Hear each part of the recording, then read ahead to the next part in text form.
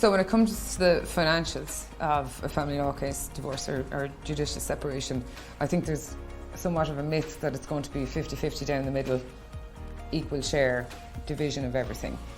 In reality, that's not how it is. What has to be looked at is proper provision for both parties, particularly where one of the parties is going to have the kids living with them. That's what the courts will look at. So if you're legal aid client or if you're a multimillionaire client, proper provision for the parties is what it looks at. The simple way to look at it is like this. It was one house with two incomes. It's now two houses with one income.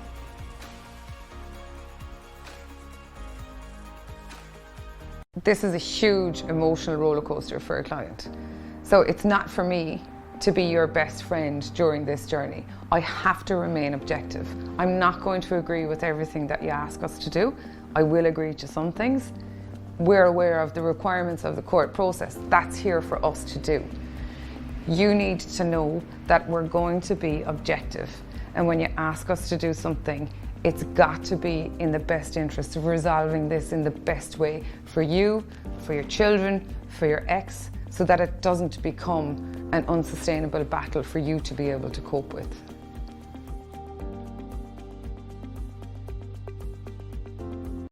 With regards to remaining objective, and as I said, the first thing that we're going to ask you to do is to set out your priorities and what you really want from the divorce.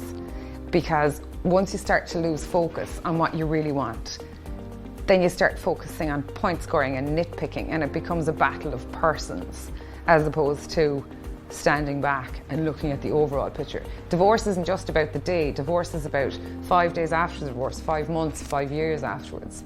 And unless you can remain focused and know what you really want, that point scoring, he said, she said, I want the rocking chair, I want the figurines on the mantelpiece, they become a priority.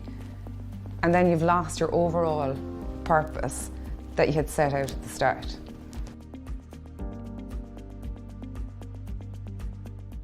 It's a really good question. Is there such a thing as a good divorce?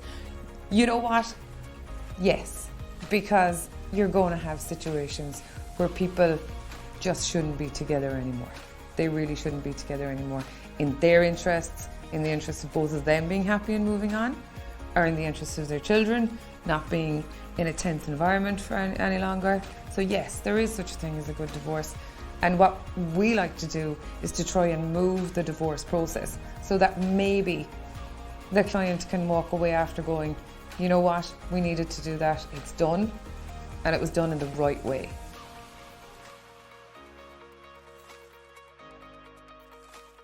No case is ever the same in family law. So with regards to the facts that you're going to give to us when you come in, then we can give you an idea as to how long it's going to take. If there's one property and that needs to be sold, you give or take a couple of months in that respect for the property to be sold, and the money is divided.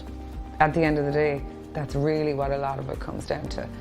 A divorce can take maybe between 1.5 years and 2 years from the very first date to its actual conclusion, which is way behind the international standards with regards to conclusion of divorce and separation. But we are moving towards, I suppose, reforming the model and tweaking it so that it can be more efficient and that you can stay focused and get what you really want to achieve from the divorce process.